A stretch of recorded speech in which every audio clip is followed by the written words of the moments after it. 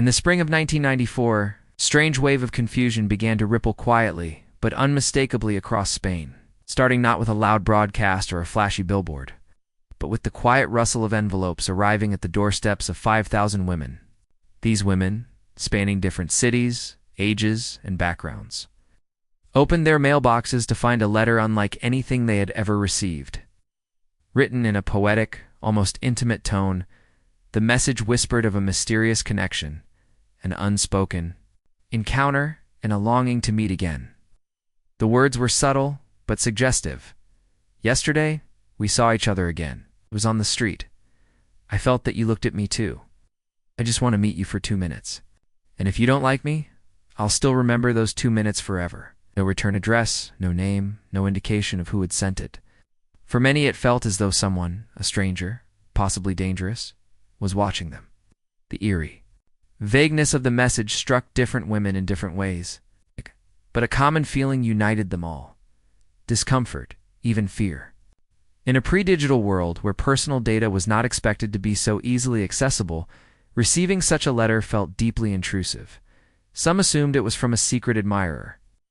Others feared it was from someone who had followed them home. Letter's emotional ambiguity blurred the line between affection and obsession. The handwriting looked personal, not corporate, and the paper had a tactile human feel. No branding, no logo, just words that implied the sender had seen. You remembered you and was now reaching out. Soon, whispers turned into conversations as friends began confiding in each other. "You got one too?" became a repeated question in coffee shops, offices, and university hallways. As the scale of the situation became apparent, worry turned to unease, and unease turned to anxiety. A young mother in Valencia reportedly stopped walking her child to daycare, afraid that someone might be following her. A university student in Seville broke her lease and moved to a new apartment. In Madrid, multiple women reported the letters to the police, convinced they were being stalked. Local law enforcement began quietly investigating the matter, unsure if they were facing a nationwide case of harassment or something more sinister. Meanwhile, journalists caught wind of the situation. Tabloid headlines speculated about a mysterious letter writer haunting Spanish women, while more serious outlets discussed the implications of mass, unsolicited communication and psychological manipulation. Amid the media storm, theories swirled. Was it a coordinated prank, a bizarre cult, or even the early work of a serial predator? The truth was far stranger and more cynical. Deep inside an advertising agency's Madrid office, the brains behind this operation waited eagerly.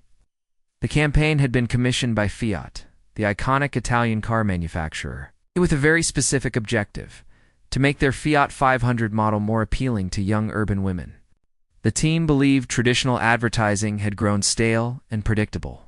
They wanted attention, real attention. They had to stir emotion, provoke curiosity, and spark conversation. The idea was to personify the Fiat 500 as a romantic admirer, someone who had seen you on the street and fallen in love at first sight. The letter, they believed, would generate intrigue. And when the mystery was later revealed, women would be charmed by the creativity and feel an emotional bond with the car. It was marketing as theater. But what the strategists completely misjudged was the emotional toll their stunt would take. They had tested the language, debated the font, even timed the mailings to arrive during the lunch hour, all without ever fully considering how the message might feel from the perspective of the recipient. There was no risk analysis, no psychological review, no consultation with security experts or women's rights groups. Just a bold idea, greenlit in a boardroom. Over the following days, unease spiraled into panic. A hotline in Barcelona logged over 200 calls in one evening from women who had received the letter and were now scared to leave home. News anchors discussed the story with stern faces. Public trust was beginning to erode, not just in the idea of privacy, but in the very notion of personal safety. Who had sold their addresses? How did the sender know where they lived? In 1994, mass data privacy was still a foreign concept. Most recipients had no idea that marketing agencies could purchase mailing lists and target them with such precision. This lack of awareness made the campaign even more chilling. As the days passed without any explanation or follow-up, the story took on a life of its own. Social commentators began framing it as a gender issue. Columnists wrote about how women constantly live with a background hum of anxiety on the street, in parking lots, online, and how this campaign had weaponized that fear for commercial gain. Protests erupted in small towns and large cities alike. Handwritten signs condemned the anonymity of the letter. Women's groups issued press releases denouncing what they called emotional terrorism. The situation had spiraled far beyond Fiat's control. Yet in the company's PR office, executives still believed they could turn things around. "Wait for the reveal," one strategist insisted. "They'll understand when they see the car." It's hard to overstate the cultural context in Spain at that time. The early 90s were a transitional period.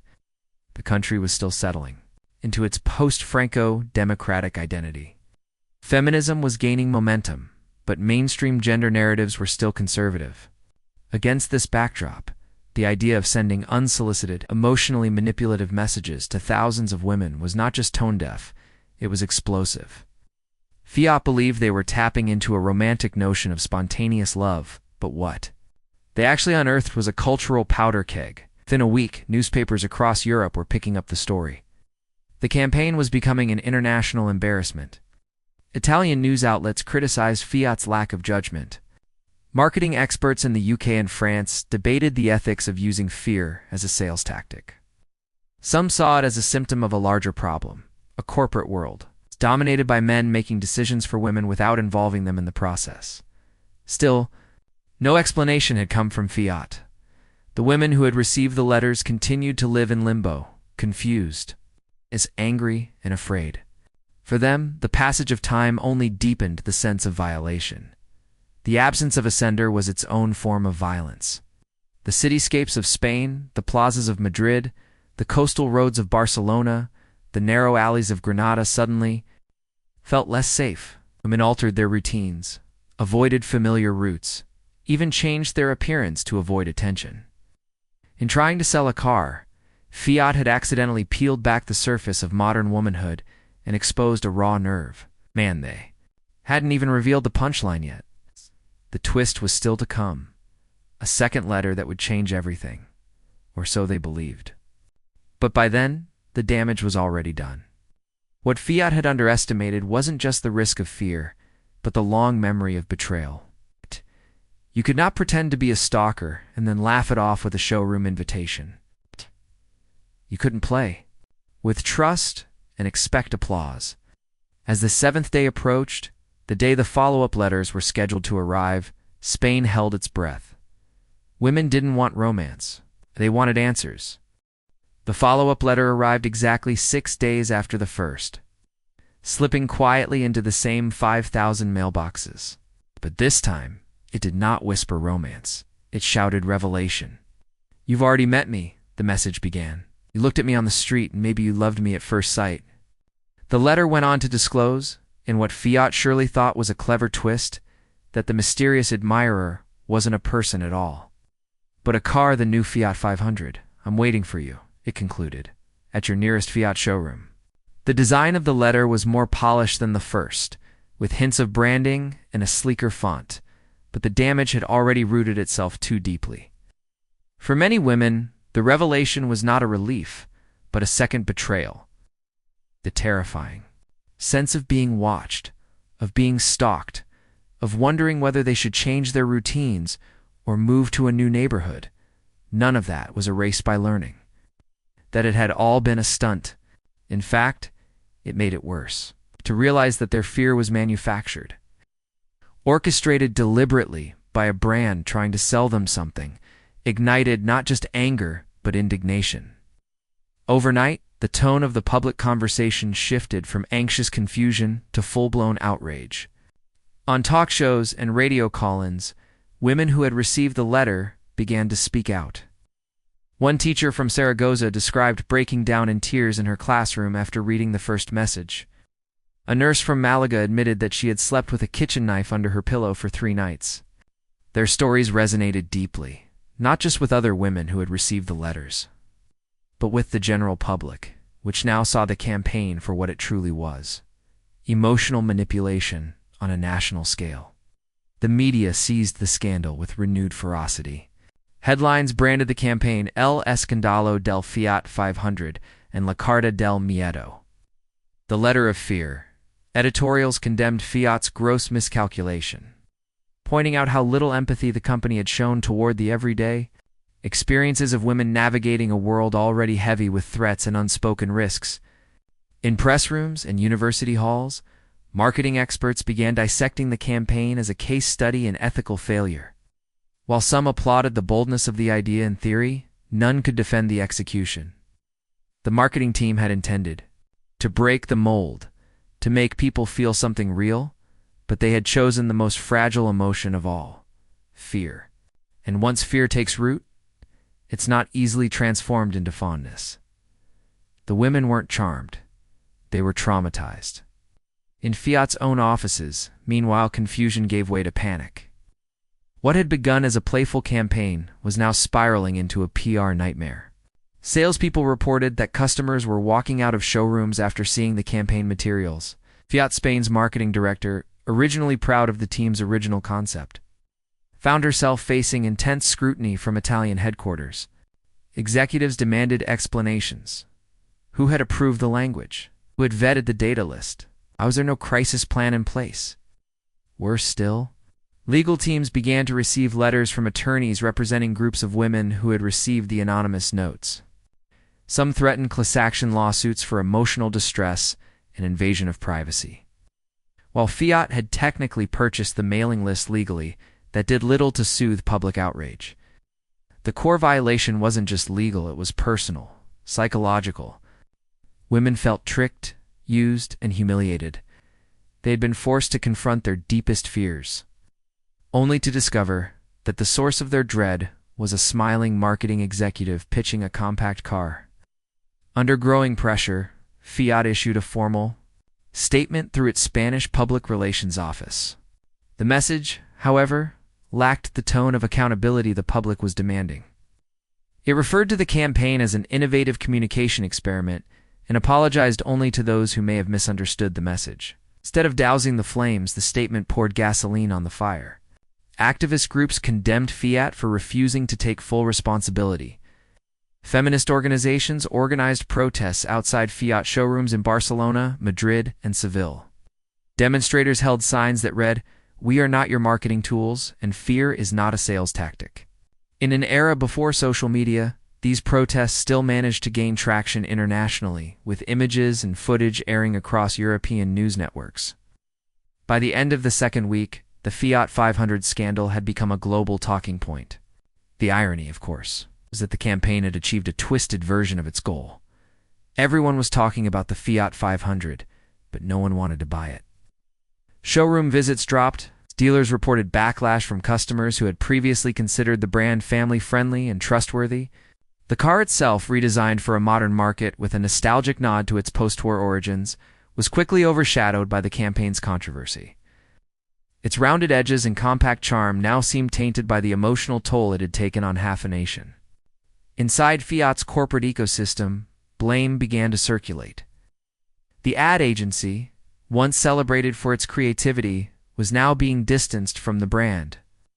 Mid-level marketing staff were quietly removed from their positions. Rumors circulated about resignations. At industry conferences, other car brands used the incident as a cautionary tale.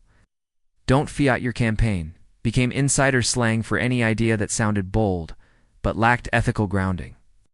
Academic journals began to prepare case studies, dissecting the failure not just as a PR crisis, but as a cultural misfire, a moment when a corporation so thoroughly misunderstood its audience that it weaponized empathy and called it innovation. Meanwhile, the women at the heart of the story continued to speak. One television interview featured 4 letter recipients sitting side by side, sharing their experiences. Their calm but firm testimonies turned public sentiment even further against Fiat. "We weren't scared for fun," one woman said. "We thought we were in danger," another added, "and now they want us to laugh and test drive a car?" The crowd applauded. The media began to portray these women not as passive victims, but as empowered voices holding a global company accountable. For Fiat, the scandal had now transcended marketing. It was becoming a referendum on how corporations treat consumers, especially women.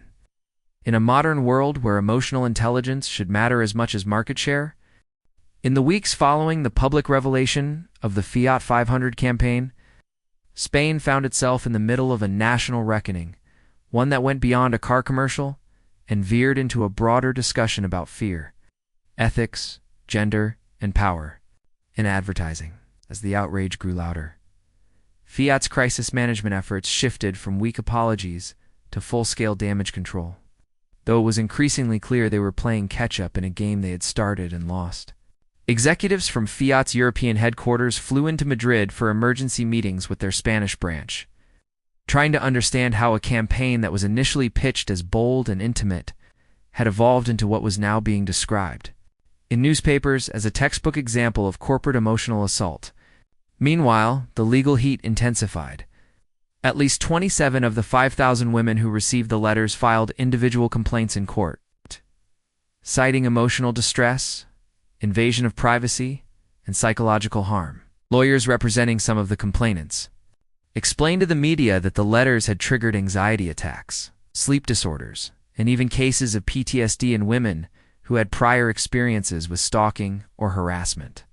Psychological experts appeared on national television validating those claims and highlighting how deeply such a letter, anonymous, romantic, and specific, could destabilize someone's sense of personal safety. It mimics the tone of a predator, one psychologist explained. You receive it alone, it feels real, creates a mental environment of vulnerability. And then to discover it's a joke, a car ad, that doesn't erase the trauma. It intensifies the betrayal. Fiat, now aware that this would not simply blow over, began issuing more formal apologies. A second press release, this one written by a crisis PR firm, used the word regret several times and promised deep internal reviews of the processes that had led to the campaign's approval, but it was too late. The phrase "Las Cartas de Fiat" had become shorthand for corporate misjudgment. Public trust was gone. Every billboard with the Fiat logo became a target for vandalism. Activists painted over car ads with slogans like "You're not welcome here" and "Women are not data points." In Madrid's Central Plaza, a large demonstration brought together over 10,000 people, mostly women, but also supportive. Men and students demanding legislative action to regulate corporate use of personal data and impose psychological safety standards in marketing. Several politicians joined the protests, seizing the moment to champion data privacy reform and gender sensitivity in advertising. Even opposition parties agreed something had gone terribly wrong, and yet in a twist that added another layer of complexity to the controversy, not everyone involved in the campaign had bad intentions. Inside the ad agency that developed the idea, young creatives who had once proudly pitched the concept were now grappling with guilt and confusion. One junior copywriter, speaking anonymously to a journalist, admitted that, while they thought the idea was edgy, they never anticipated the real-world fallout. "We were told to make people feel something," she said. "No one said make them feel fear." But the campaign took on a life of its own. That sentiment reflected a growing realization in the industry. Emotion, when weaponized without empathy, is volatile. The marketing world began turning inward, holding seminars and panels about ethical storytelling. Business schools used the Fiat case as a new case study. How to destroy a brand in 2 letters. But the damage wasn't limited to classrooms and corporate halls. On the ground, everyday women were still trying to process the campaign's impact. Some had stopped opening their mail for weeks. Others found themselves unable to trust anonymous communications, even from legitimate senders. Local newspapers began running op-eds from women, describing how the incident reawakened fears they thought they had buried from ex-boyfriends. From years of street harassment, from childhood trauma, it was becoming clear that the Fiat campaign hadn't just triggered panic, it had reopened emotional wounds across a generation. Amid this storm, Fiat tried one more desperate tactic: personalized outreach. They sent handwritten apology letters, real, heartfelt ones this time, to each of the original 5,000 women. These were not mass-produced notes, but carefully crafted messages signed by individual Fiat Spain employees. Some included phone numbers in case the recipient wanted to speak directly. Few women responded, not with forgiveness, but with acknowledgement. One woman wrote back, "Thank you for finally seeing me as a person, not a target." Another wrote, "Have done this first." It was the beginning of a slow, difficult process of atonement. Fiat also launched a scholarship fund for young women in marketing and communications, pledging to support more ethical, diverse voices in the industry. It helped a little, but didn't undo the narrative damage. The brand had lost its innocence in Spain, where once it was associated with style and affordability, now it evoked discomfort and controversy. Sales figures for the Fiat 500 plummeted, not just in Spain but across several European markets. In Italy, Fiat's homeland, there were internal whispers about replacing the regional leadership team entirely. In Germany and France, marketing campaigns were temporarily paused out of fear of backlash by association. The entire European division of the company was in quiet crisis mode. Journalists continued to dig deeper. A leak from within the agency revealed early drafts of the letter, some of which were even more suggestive and threatening than the final version. One draft read, "I know where you are. I saw you yesterday. Don't pretend you didn't notice." The public, was horrified. Even the most moderate defenders of the campaign were silenced. Now, it wasn't just a bad idea. It was an idea that had been actively considered in darker forms. Investigations revealed that not a single woman had been on the core strategy team that approved the campaign. All decision-makers were male. That revelation confirmed what many already suspected. The campaign wasn't just a mistake. It was the product of a structural blind spot, one where women's real-life experiences were not considered or respected. This insight became the foundation for a broader cultural conversation. Who gets to tell stories? Who gets to decide what's bold? And why do those people rarely understand the consequences of what they create? And while the Fiat crisis was the catalyst, it wasn't alone. Brands across Europe began re-examining their messaging. Surveys were launched to measure emotional response to advertisements. Focus groups were now asking deeper questions, not just about product appeal, but about psychological impact. The landscape of marketing was shifting slowly, but undeniably, because of the chaos unleashed by two mysterious letters. As summer approached in 1994, Spain slowly began to move on, though the scars remained. Fiat's name faded from the headlines, but not from memory.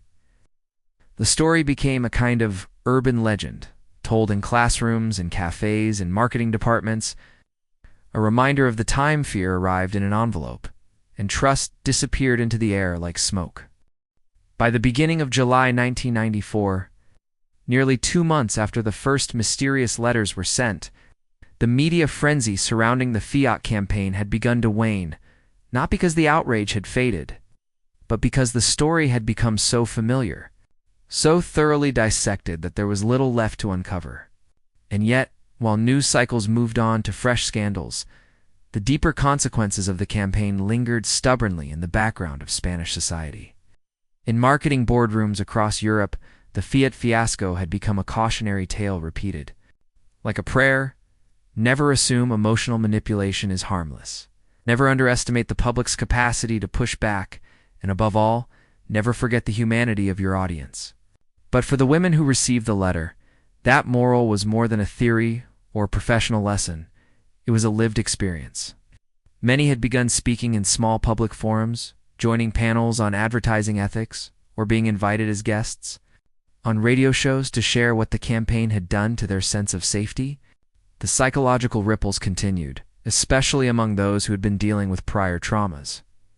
For them, the letter wasn't just offensive, it was destabilizing. One woman described how, after receiving the anonymous message, she became too anxious to walk her usual route home, opting instead to take crowded buses even in sweltering heat. Another shared how she started sleeping with lights on, convinced someone was watching her window. These weren't isolated neuroses. They were emotional consequences, provoked by a corporation that had viewed intimacy as a gimmick.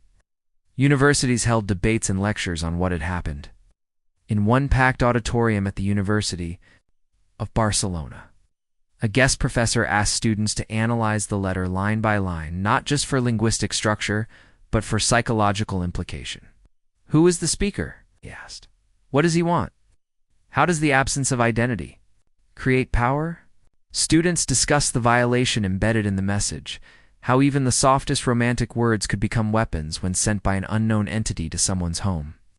Meanwhile, Fiat's attempts at redemption continued, but often fell flat. They launched a televised ad campaign showing a woman driving a Fiat 500, carefree and confident, backed by upbeat music and cheerful narration. But the public wasn't ready. The image clashed too sharply with the fear still lingering in people's minds. Consumer reaction was ice cold.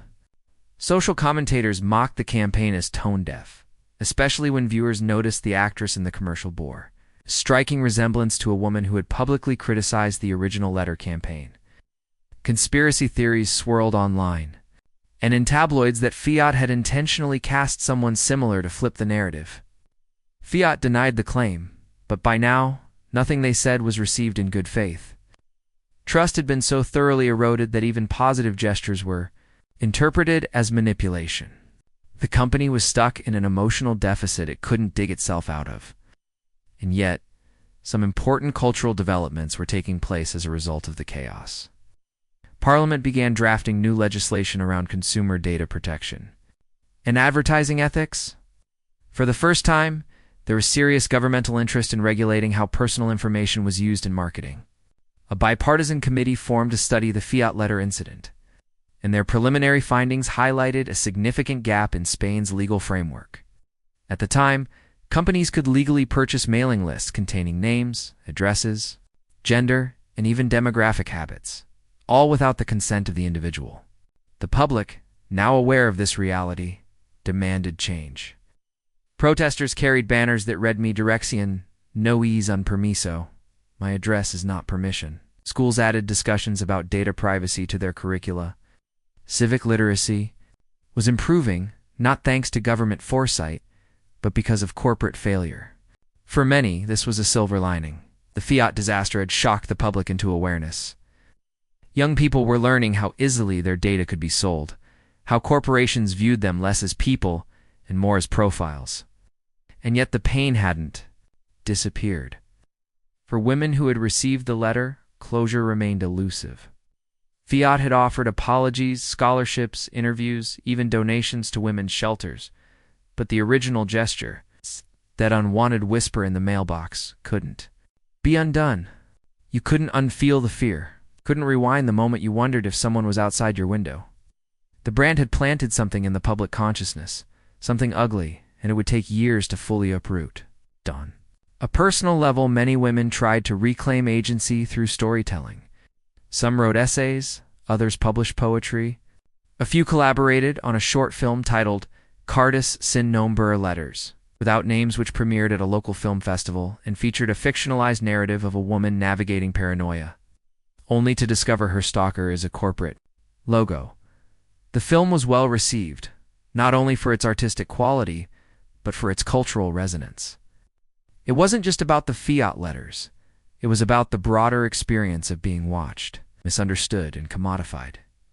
Meanwhile, Fiat's international offices struggled to contain the brand damage.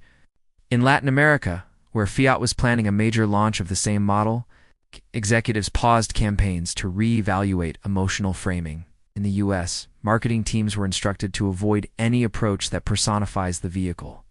In direct communication, it was clear that the European scandal had left a global stain. Internally, Fiat's European leadership underwent a restructuring. Several heads of departments resigned or were quietly reassigned. The advertising agency behind the campaign lost major clients and was forced to shut down its Madrid office. Their most promising creatives, once hailed as trendsetters, were now untouchable. No brand wanted to be associated with emotional recklessness. In business schools, the story became a permanent fixture in marketing ethics classes. Professors framed it as a tale of ambition unchecked by empathy.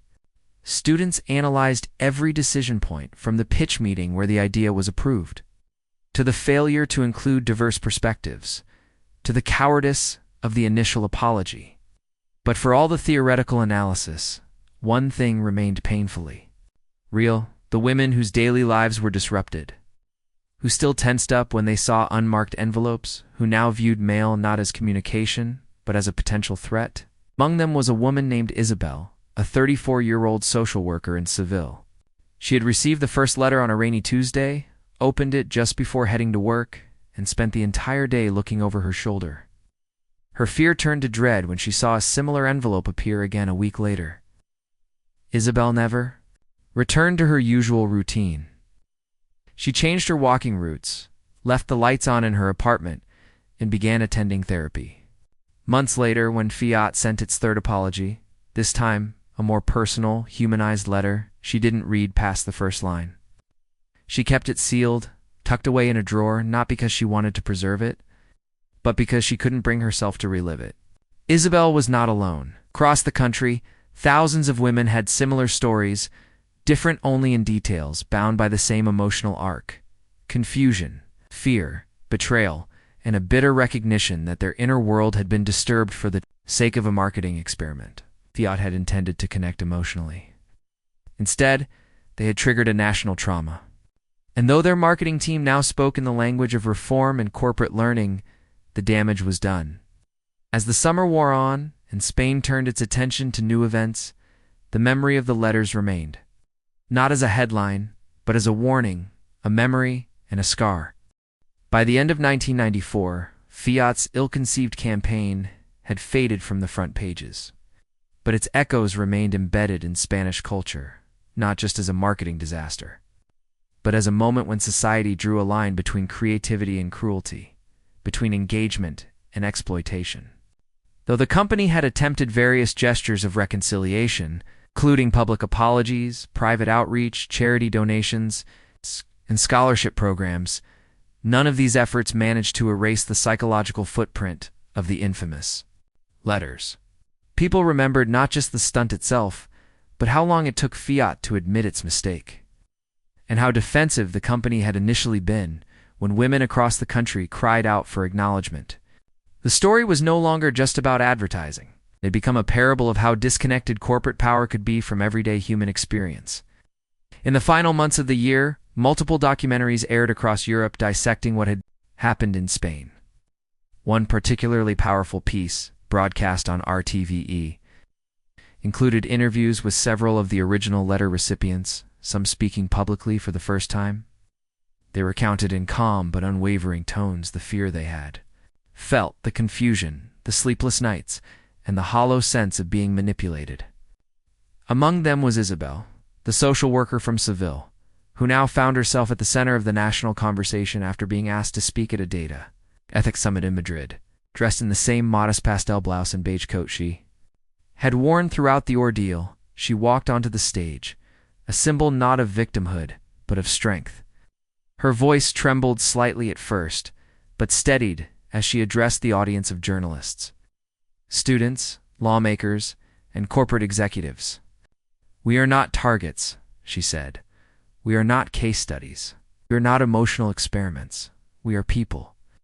The audience rose to its feet. It wasn't just applause, it was catharsis. Her words rippled outward, quoted in newspapers, and passed around on early internet forums. Fiat did not attend that event. Their absence spoke volumes. Though they had tried to rebuild their image quietly through redesigned branding, different ad strategies, and a new internal code of ethics, they remained absent from the spaces where real accountability was taking place. By 1995, the Fiat 500 campaign had become part of university curricula across Europe and Latin America, often discussed alongside other failed marketing ventures. But rarely did any of those others carry the emotional weight that Fiat's had. Professors framed it not only as a communications misfire, but as a cultural turning point, the moment the public collectively declared that emotional safety was not an acceptable casualty in the pursuit of brand recognition. In Spain, legal reforms were already underway. The Spanish Data Protection Agency, created in 1992 but previously limited in its influence, saw a dramatic expansion in authority. New rules were enacted requiring companies to provide opt-in consent before using personal data for direct marketing purposes. A right to emotional privacy clause was introduced in regional policies, a term that didn't exist before, but had now been forged out of public demand. Marketing firms began consulting psychologists during campaign development. Groups were no longer just asked whether a product was appealing, but whether the message made them feel safe, respected, or manipulated. The ad industry, which had once prided itself on pushing boundaries, now found a new kind of pride in respecting them. For Fiat, recovery came slowly and unevenly. Though their other models continued to sell moderately well across Europe, the Fiat 500 became a symbol of shame in Spain. Sales for the model never truly bounced back. Dealerships avoided even mentioning the campaign, and company representatives were instructed to sidestep questions about it during press events. Internally, entire departments had been restructured, with new hiring policies emphasizing diversity and ethical oversight. Still, no rebranding could fully cleanse the association burned into the public's mind. When people remembered the letters, they didn't think of a cute compact car, they thought of fear in the form of paper, of opening an envelope that made their skin crawl. They thought of walking down a street and wondering if someone was watching. Fiat hadn't just failed to sell a product, they had manufactured and distributed anxiety. And though their intentions were likely not malicious, the consequences had been real, measurable, and in some cases lasting.